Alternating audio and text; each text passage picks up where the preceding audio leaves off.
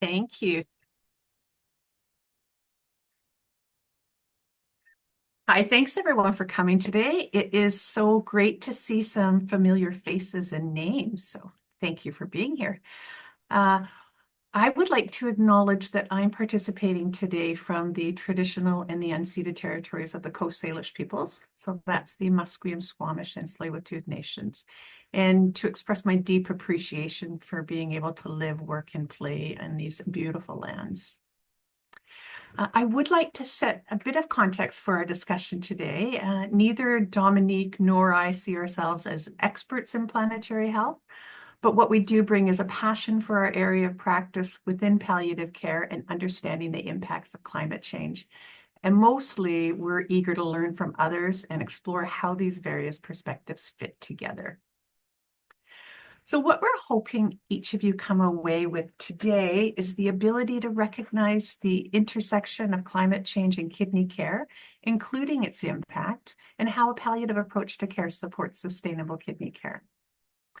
To describe the contributions of hospice palliative care to climate change and discuss potential mitigation and adaptation climate actions in practice, and to use palliative care knowledge to adapt the planetary health care framework for hospice palliative care. As I mentioned, I've worked in kidney care for some time. And in the renal community, we know the environmental toll of dialysis can be quite significant. And events over recent years have clearly demonstrated how important this conversation is. Like many of you, I viewed my role in planetary health primarily as the 3 Rs: to reduce my use, to reuse items I could, and to recycle wherever possible. And then the rains came. Next slide, please. I'm sure many of you remember the atmospheric river of 2021, and likely each experienced unique challenges in your area.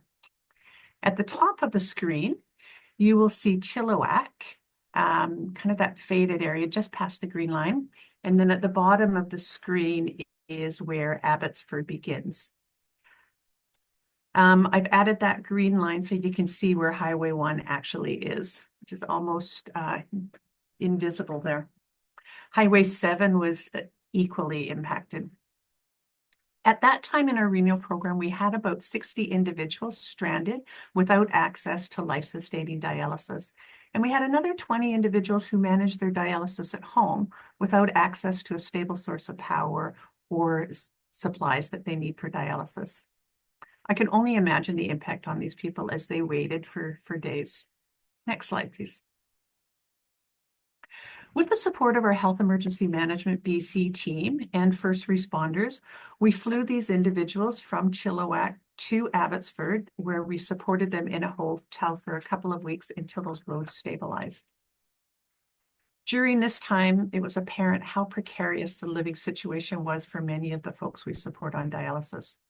Many required more supports as they were away from their family members. A couple decided they would rather stay in their own community and not have dialysis and take their chances. Once the roads were passable, we returned to normal, if you will. Of course, this was then followed by significant forest fires and the extreme heat dome, where again, people were displaced and we lost many people. These events in kidney care, along with many other areas in healthcare, sparked a concerted effort within BC and the country to begin working addressing planetary health. Next slide, please. Following extensive work from many in the renal community, in 2024, Sustainable Kidney Care was published as a collaboration between multiple agencies, including Health Canada, Cascades, SNAP, and the Canadian Society of Nephrology, with Dr. Carolyn Stigant as a lead author. Next, please. This kidney care playbook for planetary health describes both hemodialysis and peritoneal dialysis in terms of the environmental impact and identifies areas for kidney care teams to take steps towards planetary health. Dr. Stigant recently hosted a session on the BC Renal Planetary Health Strategy. We'll share a link with you where you'll find that session in the next week or so.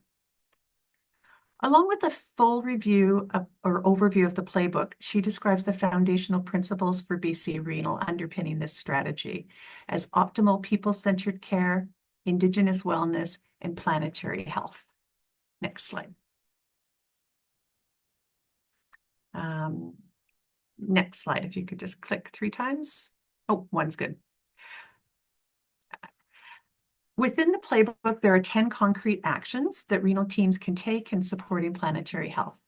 While these are specific to kidney care, most are applicable to many chronic conditions.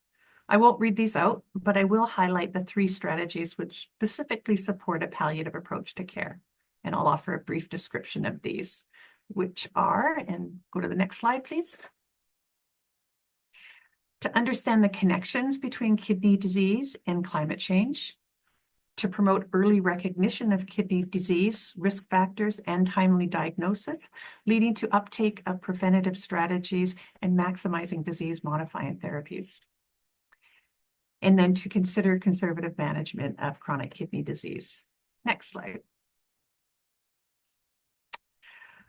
Kidney disease and climate change. Climate change has direct effects on the kidneys through acute and chronic kidney injury, even the formation of kidney stones in some. This can lead to kidney failure, eventually requiring dialysis for some. It's estimated that there are 20,000 people on dialysis in Canada. Dialysis itself requires consumption of high volumes of water and energy, and the environmental burden of travel to and from treatments, along with the manufacture of devices and then the waste products generated in that manufacturing, and significantly the transportation cost of needed medications. All of these lead to significant impacts on the environment, which in turn impacts climate change. Imagine the impact to the environment of, the driving 230 odd kilometers for 20,000 people 3 times a week. Next slide. The next strategy is early recognition and prevention.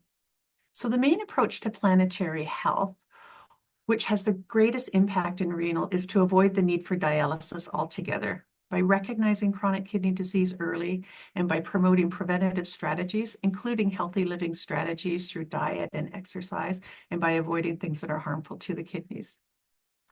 Recently, there's also been the introduction of new disease-modifying therapies, which also help to delay the progression of kidney failure. Next slide, please.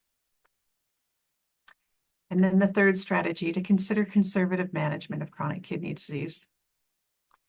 Conservative management is a comprehensive approach to end-stage kidney care or kidney disease, where the focus is symptom management and quality of life without dialysis. This strategy supports planetary health, although planetary health itself is not explicitly a component of decision-making conversations at that individual level. Our main project, led by the BC Renal Palliative Care Committee over recent years, has been the implementation of the integrated palliative nephrology. This approach ensures our teams are equipped with knowledge and have the resources to enter into conversations with patients on what's important to them. One initiative to be launched in 2026 is an advanced palliative and geriatric nephrology fellowship led by Dr. Duncan. Generally, once someone's kidney function drops below 20%, we begin to have discussions on treatment options, as most require a transplant or dialysis once their kidney function falls below about 10%. Decisions made on treatment options for individual need to be made within the context of their individual goals and values, considering where they are in the trajectory of their disease. For some, especially those with high levels of frailty or multiple comorbidities, the burdens related to the ongoing need for dialysis are significant, and they decide they'd prefer not to have dialysis and let nature take its course. I think within this strategy, the call is for us as a renal community to ensure that we thoroughly embed a palliative approach to care across kidney care, starting with initial diagnosis and exploring what is important to people and what their goals of care are as they approach the end of life. There are lower rates of default dialysis, as individuals are assisted when these conversations are assisted in that decision making, when these conversations are embedded in care, and individuals and their families are able to explore what is truly important to them as time runs short. I will share, next slide, please. I will share some resources, and we also have some links to our integrated palliative nephrology education strategy, which we'll share as well, along with the other number of key resources that have been developed by our team, with some really great input by patients on what was really important and what resonates with them. Thank you. I will turn it over to Dominique now. Thanks so much, Sherry. So I'm just going to stop sharing these slides, and then Dominique's going to pull up her slides to share. And if you have some questions for Sherry, just love you to kind of make note of them. And then after Dominique shares, we'll have opportunity for discussion and questions. Great, thank you. Thank you, Sherry. According to the United Nations, climate change refers to the long-term temperature shifts and weather patterns.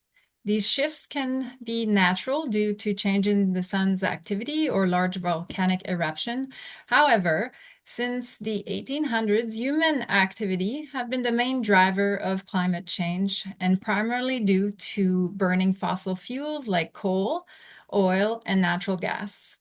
The World Health Organization identifies climate change as the single greatest threat to humanity. Climate change impacts humanity in several ways, through extreme weather, heat stress, air pollution, changing habitats, food security, and water quality. In the 2023 Lancet Countdown on Health and Climate Change, Romanello and colleagues established that climate change affects vulnerable people disproportionately. And for example, as Sherry discussed, extreme weather events can limit access to life-sustaining healthcare services. In my practice, I saw firsthand the impact of the heat dome and wildfire on people receiving palliative care at home. Dying short of breath is possibly the worst kind of living. While palliative care seeks to improve quality of life, reduce or relieve symptoms, and provide grief support, palliative care services contribute to climate change through greenhouse gases emission. Carbon dioxide, methane, and nitrous oxides are greenhouse gases with global warming potential. Palliative care should include climate actions to mitigate our carbon footprint. The Greenhouse Gas Protocol is an international accounting and reporting standard for categorizing and estimating greenhouse gas emissions. Emissions can be classified as upstream or downstream. According to Nolan and colleagues, Scope 3 emissions are Canada's most significant contributor to healthcare's greenhouse gas emissions. Scope 3 emissions include transportations of supplies to healthcare facilities, waste disposal and treatment, and even employees' commute. Dacal and colleagues estimated the annual carbon footprint of a 16-bed hospice unit to be 420 tons of carbon dioxide, which most of it was produced by employees' commute. According to the Planetary Health Alliance, Planetary Health seeks to address the impact of human disruption to Earth's natural systems on human health and all life on Earth. Planetary health is also a lens that recognizes that human health and the health of our natural world are the same. Planetary health and climate resilience in healthcare can be promoted through adaptation and mitigation strategies. Examples of adaptation efforts are extreme weather policies and protocol, workforce training and capacity building, and resilient critical supply chains. Examples of mitigation strategies are energy sufficiency, sustainable procurement, waste reduction, and climate-conscious clinical specialties like renal care. Climate adaptations and mitigation strategies can be enacted at the individual level, at the team level, and at the systems level. As the UN Secretary General Antonio Guterres said, our world needs climate actions on all fronts, everything, everywhere, all at once. At the individual level, I felt the urgency to act during the heat dome, so I joined the Canadian Association of Nurses for the Environment in BC. I started to attend their monthly virtual meeting and joined them in person during community events. Through my engagement with CANE BC, I learned about the nursing toolkit for Planetary Health. And the toolkit focused on how nurses can contribute to climate action and planetary health by practicing environmental friendly habits, by addressing day-to-day nursing practice, and by raising awareness and advocating for policy change. At the team level, I started the Victoria Hospice Green Team. Our Green Team is a dedicated group of clinical, non-clinical staff and leaders taking action to reduce our healthcare footprint. We believe that providing high-quality hospice palliative care includes fostering environmental sustainability and stewardship. The Green Team is supported by the Island Health Environmental Sustainability Program with funding and education opportunities. We were part of a pilot project and now participate in the first cohort of Green Teams at Island Health. We are receiving funding for 15 hours per month for 6 months of protected time for clinicians to lead climate actions at Victoria Hospice.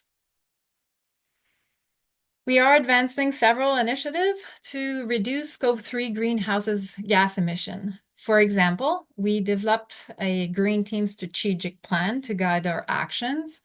We implemented the sustainable commute program. We compost. We use reusable tumblers instead of single-use plastic cups. We are introducing reusable PPE gowns. We procure sustainable office supplies and give a second life to clean and unused patient supplies by donating to an inner city clinic serving Victoria's most vulnerable people. We also participate in the Island Health PPE recycling program for masks and gloves. And we recycle the little milk and juice containers and even soft plastics. Implementing and managing planetary health initiative in healthcare is challenging. Many of our operational practices need changing, but our practitioners are facing multiple competing priorities. But the Green Team aims to empower staff, volunteer, patients, and family caregivers to engage in sensible action to create a healthier environment. Here are the testimonies of some of our Green Team members.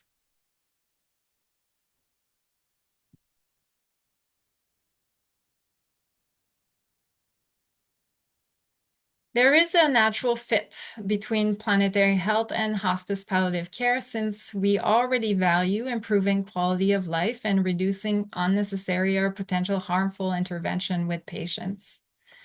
According to Surgeon and colleagues, advanced care planning and goals of care discussions with patients and their family caregivers can assist in decreasing greenhouse gases emission by enabling people who would rather die at home to prepare for it and avoid unnecessary hospitalization and intervention.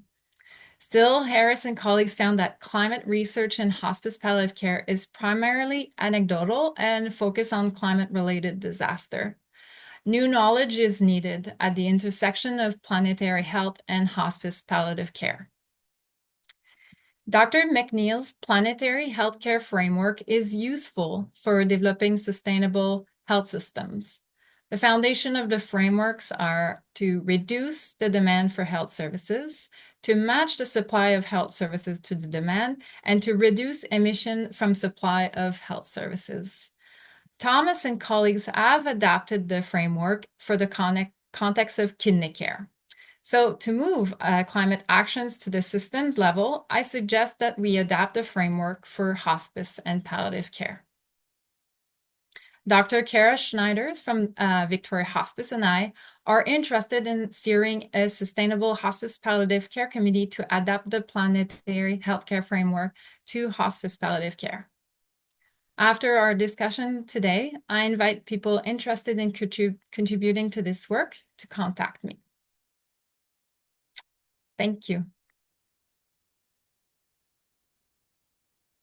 Thank you, Dominique. I felt like we could have had you both share so much more, but we did want to make sure to leave lots of time for discussion and any questions. So yeah, I just want to put the call out if anyone would like to, you're welcome to pop a question or comment, and maybe just even share about any work that you're doing within your care setting, where you come from in your context. Feel free to put that in the chat or raise your virtual Zoom hand. We'd love to hear from you.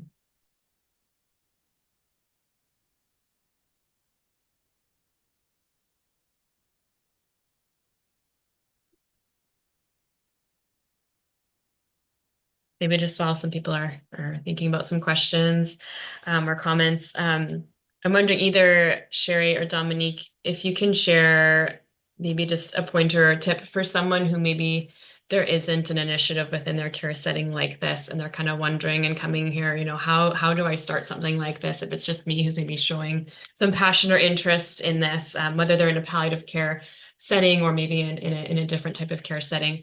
Any ideas of how someone can kind of start? Yeah, well, certainly when I circulated the Planetary Health Nursing Toolkit at Hospice, it yeah, it took a while for people to engage, but what I did is I noticed what we were already doing and started to celebrate those things. So there is like three people in particular that were already doing things. For example, Madeline was taking home some of the soft plastic to her own recycling. Natalie was taking the milk and juice containers to the recycling depot, and Sandra had started a composting. So I celebrated those action and highlighted it.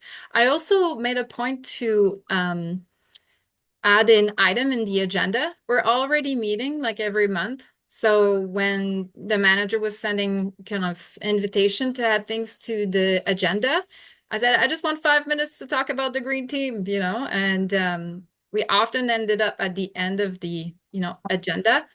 Uh, but still, I would have like a couple of minutes just to talk about the idea of having a green team and to celebrate what we're already doing and what else could we be doing. So I think persistence, making sure that we have time on the agenda to address these issues and then celebrate what we're already doing. And depending on which authority you work with, there's probably already green teams support. So I would certainly encourage folks to reach out to their health authorities and see if there is support to establish green teams. I found as well within our health authority that people are really interested. People want to do this. People want to make changes, and it's something that everyone can relate to on a different level. So really, just try to harness that energy within your teams and within those patients that we work with as well, because there's some really committed people there. Those are all great points. Thank you both. I think just some really practical encouragements just to celebrate what's being done. Recognize that maybe if it's not always being talked about, a lot of people do have an interest in wanting to contribute to this more. And how can we be thinking about this in different ways? And just some of the points you brought up might seem like just they're really practical, seemingly small things that we can do, but when we build upon them can have such a huge impact. So that's wonderful. I know, Dominique, I think you had, or maybe Sherry, you had a slide with some questions that might just kind of help prompt a bit of discussion. If you wanted to, we can pop those in the chat or maybe share your screen there.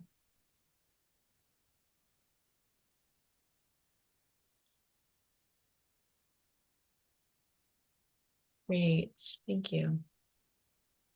Yeah, I just see some of the comments in the chat. Yes, we will definitely share the slides after. There is a lot of great information and links from both Sherry and Dominique that we'll be sharing. Yeah, I see a note here in the chat. I'm very aware of the issue of commuting to work, working at a hospice on the downtown east side in Vancouver. Most of our nurses live a long way away and have to drive in, but also staff are not likely to live close to work in the city of Vancouver. I feel that there should be more motivation to staff to use public transport by subsidizing the cost. In theory, Vancouver Coastal Health and Providence Health do this, but as a physician, I'm not eligible for some reason. I think we need to hear these presentations to think about being more active and advocating for subsidized transport. Thank you. Yeah, that's a really good point and something to kind of. I'm curious if anyone does have that in their care setting, does have subsidized transport. It seems like a really practical thing to be able to do. I think one question we had was when we think about the planetary health framework and providing environmentally stable care, that we must avoid unnecessary care. And I'm just curious what others think in terms of how does that fit within palliative care or a palliative approach to care? I would say historically within dialysis, especially when it was a newer therapy, there were, concerns with rationing care. And really when we're talking about palliative approach to care within renal, we're not talking about rationing services based on, what we think. What we're talking about is how to support those conversations with people about what's really important to them, what really matters, what do they want to achieve in whichever time they have left, and how do they want to spend their time. And it's really just about having those more frank conversations with people about what they may expect from various treatment options, whatever that may be. And bringing families along with that, so it's that conversation with the person and with their family.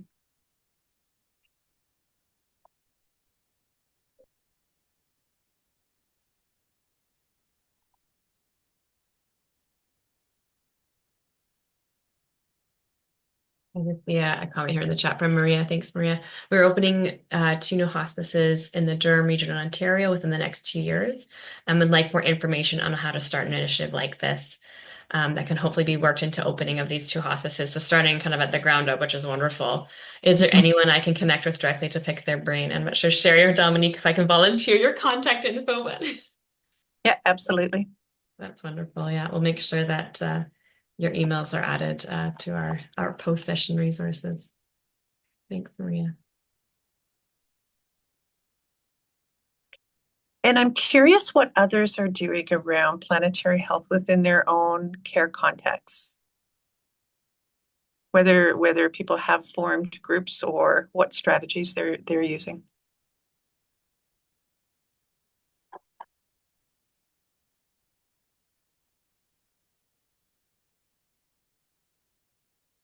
The other comment here in the chat, I would say avoiding unnecessary care is a pillar of palliative care, and we should be trying to discuss this with our clients, not just with planetary health, but to align with their wishes and their goals. And I think, Sherry, that's kind of exactly what you were speaking to earlier with looking at the framework.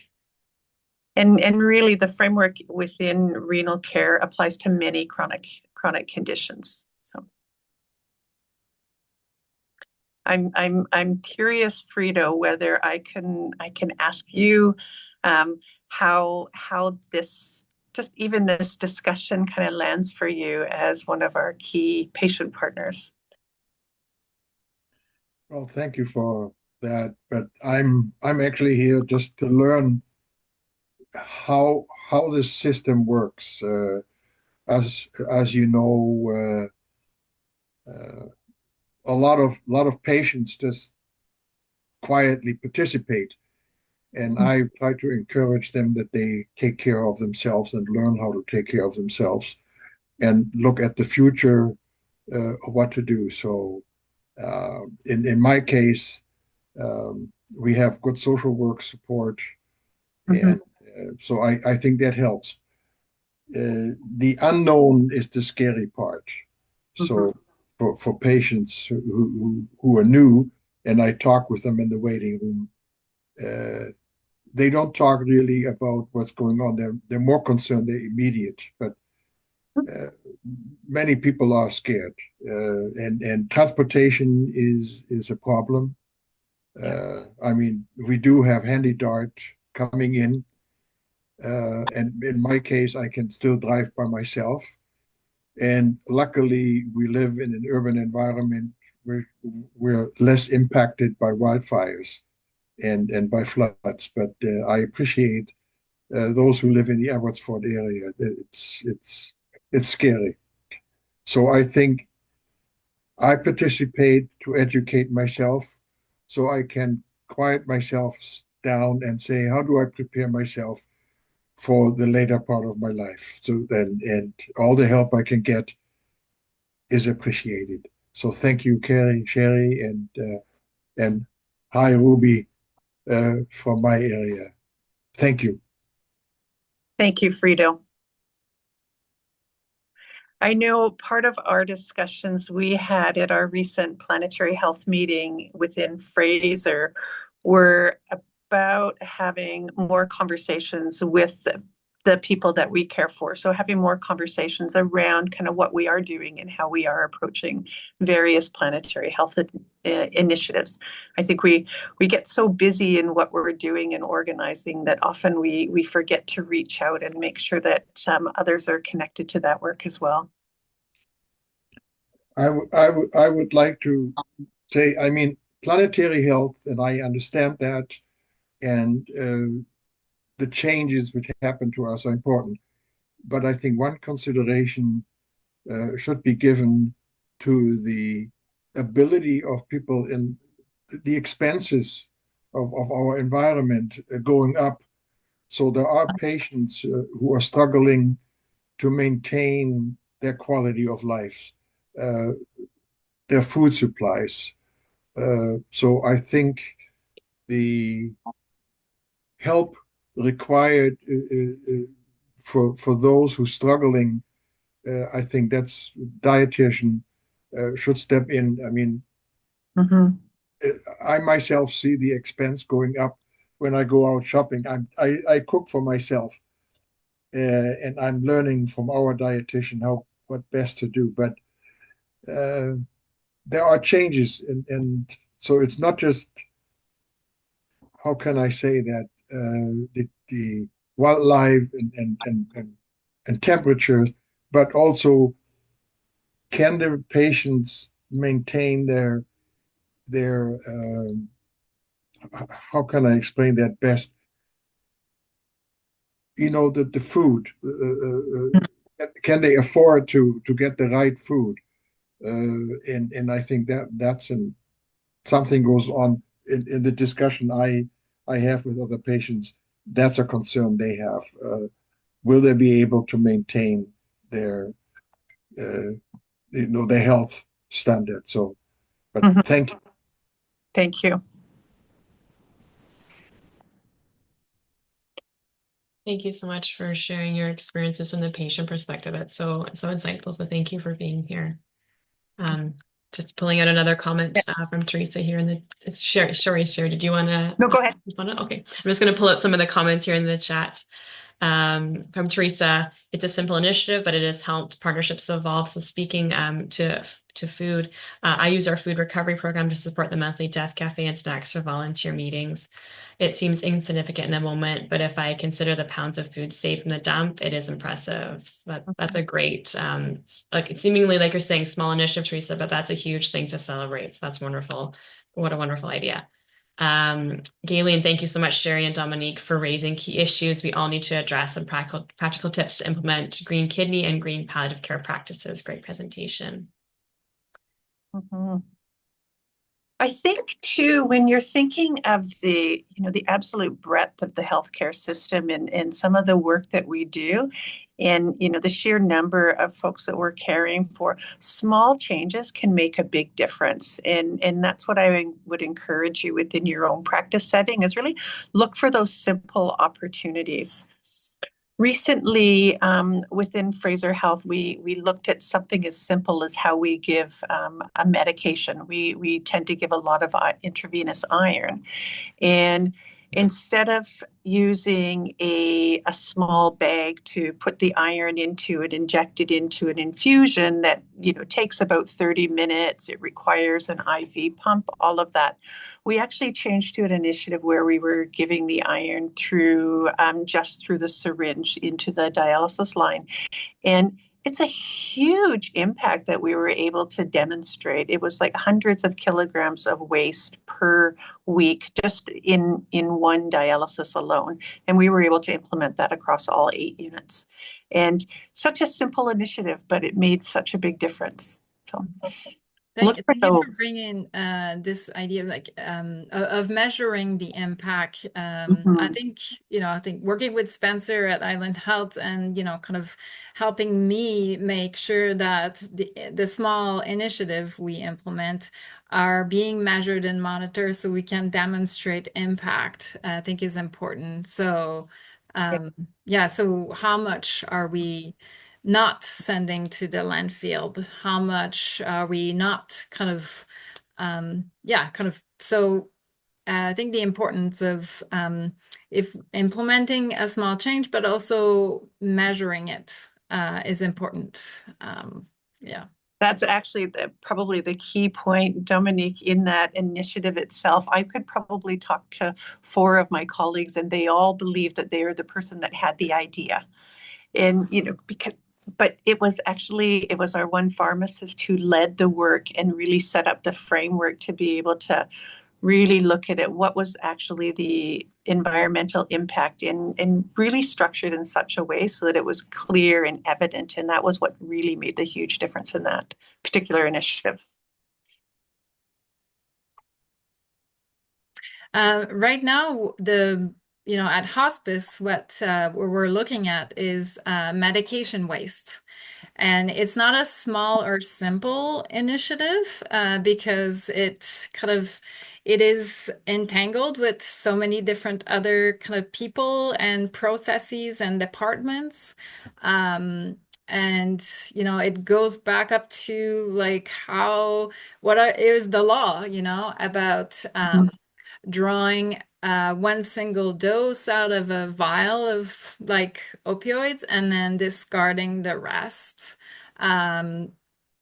for patient safety, for so opioid waste is a huge issue for us in hospice palliative care, and then looking at that requires that we connect with so many different people.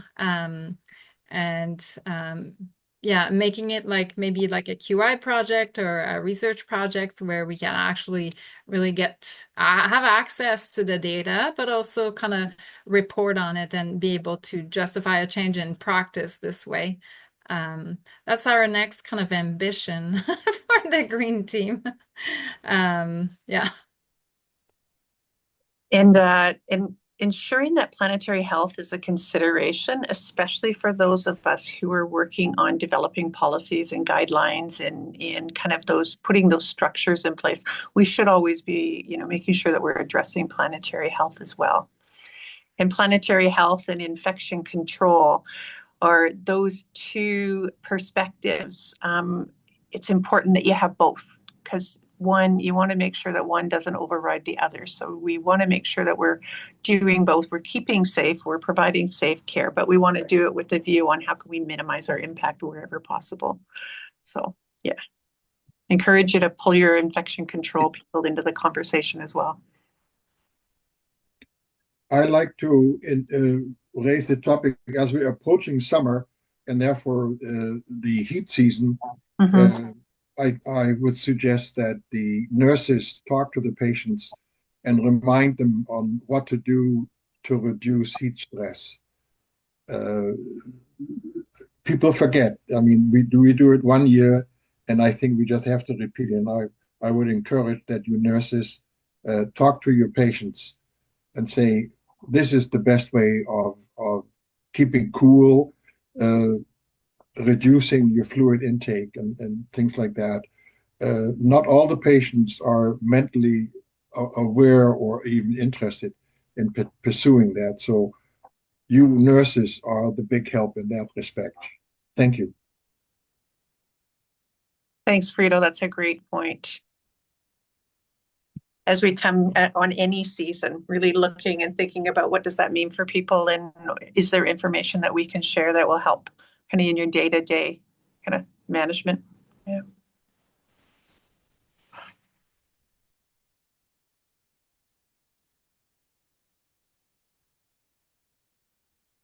And are there any tools or resources that some of you may have that you could share with our teams as well? We'd certainly be interested in learning about. I will also, I believe I mentioned the BC Renal had launched their Planetary Health strategy. The session was actually held on May 2nd. So that's a session that you can view. There'll be a video recording of it. I'm not quite sure if it's up yet, but it was really, really eye-opening when they looked at, as you mentioned, Dominique, the impact of medications and just some of those things that we don't necessarily think of as having a huge environmental impact, but they do. They have impacts on our water supply. Like it's incredible. Even, transportating to and from. We'll see often folks who have blister packing, we call it, to help them with their daily doses of medication. So even something as simple as using reusable packaging for things like that can make a big difference. So we'll make sure the link to that session. Yeah. I'd like to draw attention to Spencer posted on the chat a link to the BCCDC guideline for preparing for heat events. Excellent. Yeah, thanks, Spencer. I know I don't know how it works in other health authority, but I know on the island here, the community health services, they have a protocol in place to check in with folks during a heat event. And so they will phone people to see how they're doing. But there is also the BC Ministry of Health has a climate stream fund, and the project that was funded last year was about installing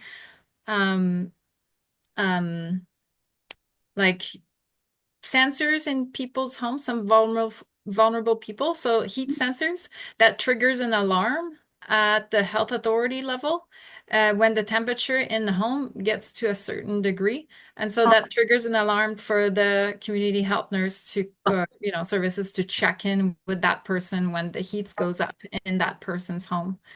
One thing that I'm seeing if we could, on my team, so the palliative response team goes into people's homes to provide emergency palliative care. And I'm trying to see if we could get a portable air conditioning that if we enter a home and it's too hot in the home to be comfortable, that we could actually supply the person. We checked with the Red Cross, who we utilize for hospital beds. They don't have portable air conditioning to land to family.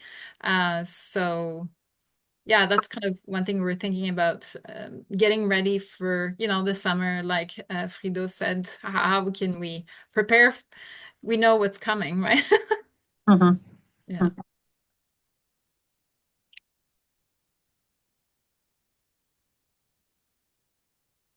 I'm curious to know more about the audience. So, like, who attended today and for what? Like, what did you hope to, um, get to know? I know planetary health is really important for a lot of people, and I'm just curious, where did you think it was going, or did you have enough, or do you want more, or like, what is it that you're interested in with, at the intersection of palliative care and planetary health? That's a great question, Dominique. I'd love to hear that too, and we can do more of these types of sessions. Thanks, Helen, for your links. They're in the chat with the webinar and the BC Renal Planetary Health Strategy resources. That's great.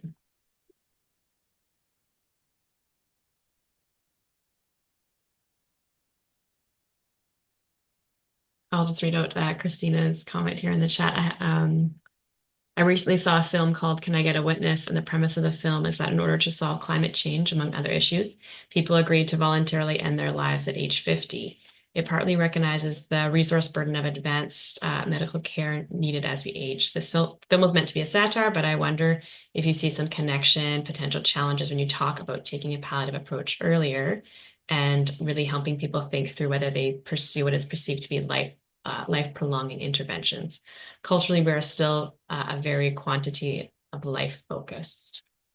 Yeah, very interesting question to pose there, Christina. Sherry or Dominique, any thoughts or any thoughts from any other participants?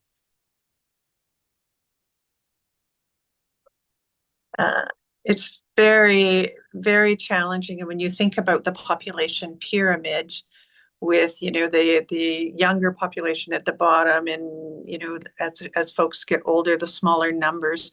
But actually what we're seeing and we're projecting is that that is going to look more like a square as time goes on. So there's a lot we're doing. And that I think the advances that we've made are incredible in medical care. What I do think is really important is that we make sure we have those conversations though, and about what's really important to people, because it's not everybody doesn't necessarily just want more quantity. Most folks, when you talk to them, it's the quality of life that is really the most important thing that they're looking at. So the conversations are the most important thing. I don't know, Elizabeth, did you want to chime in there? Yeah, I was just going to answer the earlier question, like, why am I here? So hi, I'm Elizabeth. I work as a CNS for palliative care in interior health, and my interest in environmental impact and climate change and healthcare started many years ago, to be fair. And I'm really seeing a sort of a growing movement, and I see people living with advancing illness, not just renal disease, but all illnesses, really being challenged by climate change and by climate events like wildfire. I'm actually on an emergency operations committee for relocating long-term care facilities this summer. I'm sort of dreading it because I know what goes into that. But the notion of wildfire or extreme heat, or I lived for 30 years in the Kootenays where so many people still have wood burning stoves, and where our people with COPD, we had to very purposefully put flare kits into people's homes as an initiative within the Kootenay, trying to help people self-manage their health. And then the BC physicians, the doctors of BC and the Ministry of Health came out with new COPD guidelines that talked about the effect of metered-dosed inhalers and how they contribute very disproportionately to climate change. So those metered inhalers that people take, the puffers, and the impact that has on the environment, on climate change, and that really caught my interest and my passion at that point. So yeah, I'm continuing to think about, how is it within our healthcare system? Where is the waste? What is the impact of medications? How can we think in a positive way about reducing some of the impact? But I see climate change affecting client care all the time. Yeah, for sure. Mm-hmm. Thanks, Elizabeth.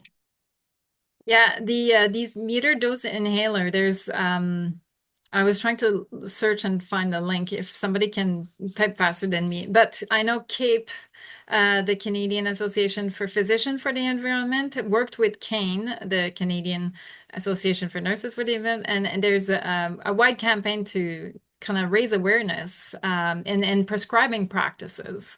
And so, yeah, this is a small change that could be done, but it's not that small. Habits are really hard to change, and but the evidence is there. Like 1 meter dose inhaler, they use it's like driving from Victoria to Nanaimo, like just one one inhaler. So the impact on the environment is strong. And then Spencer maybe can speak to this a little bit more, but the nitrous oxide that circulates within the hospital and leaks everywhere is also contributing to climate change. Now, this is like building level, right? So it's about when you are building a new facility, you know, making sure that those comes in like a bottle, not they don't circulate inside a pipe inside of the hospital, but this is yeah, those things that yeah.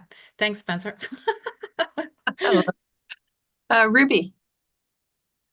I think what really got me interested in looking at planetary health, specifically as a social worker, was that climate change disproportionately affects people on a lower socioeconomic level. And so a lot of the patients that I might work with, like climate change is directly affecting them. We don't always look at the like a major event or something, but you know, food insecurity, that's a major issue. Something that Frito spoke to, but also just the burden of like increased medications, but all these things are becoming issues, and we tend not to look at like how climate change or all really is all interconnected. So our healthcare is connected to climate change, is connected to our economy, it's connected to like everything, right? And so I think we don't generally always look at that. I would like to see more proactive measures from a healthcare standpoint and a more macro level in terms of our systems and things like that. Because I think we can make changes, especially when it comes to like CKD or even cancers, more chronic diseases, that if we start to implement changes earlier on, even supporting people, you know, within their food, their home environment, their work environment, I think we would see less people with chronic diseases. Then you would see people less in the hospital and things like that if we made these changes earlier on. So I think that's the way I like to think of it, and that's where I'd like to get more involved within planetary health. But it's just my little blip. Thanks, Ruby. It's such a really good point that everything we do around prevention is valuable work. And, you know, and it will have an impact on planetary health globally. Yeah. But and it's true that it's all very connected. Like, for example, like our pension funds, you know, the pension for nurses is being managed by, you know, like different portfolio who invest heavily in fossil fuel. So, like, this is our money that's being invested in fossil fuel that contributes to climate change that makes people more sick. So, like, you know, like reaching out to people who manage your pension plan, you know, telling them, hey, like, I don't want you to invest in these companies because it's kind of working against what I'm trying to do in my work. But yeah, everything is interconnected and at so many different levels. And there's competing priorities and competing interests. You know, yes, I do want to have a pension when I get older. And what's, you know, where does it get more money? Well, fossil fuel industry makes more money. So, you know, I mean, there's when you start digging into kind of what to do at what level, it gets very overwhelming. But yeah, there's different mitigation and adaptation strategy. There's certainly upstream and downstream, and there's like the individual level, there's the team level, and then there's a macro level as well. You know, you could choose to put your time and energy anywhere. And I think that Venn diagram, you know, where it actually, let me share that with you. That Venn diagram to help you decide where do you want to put your energy, you know, like, for example, here, oops, let me go up here. So if you see here, climate action Venn diagram, you know, you look at what brings you joy, what are you good at? And the other one is blocked by my And then what works needs doing. And then you find your sweet spot, your own sweet spot. And you can't do everything everywhere all at once. You yourself as an individual, you can't, but you can certainly do one thing and do one thing that you enjoy, might as well. And so, and then work with other people that work in different spheres. And then together collectively, I think we can, make a change. But I think that's helpful to see where to start, because things can get really overwhelming really quickly Yeah. when you look at climate change. Yeah. So just start. I Well, think that's a great way to end. It's just to start where you can, start small, start with that interest you have, find those people around you who can work together to do that. Thank you both so much, Sherry and Dominique. Thank you all for joining us and participating in this discussion.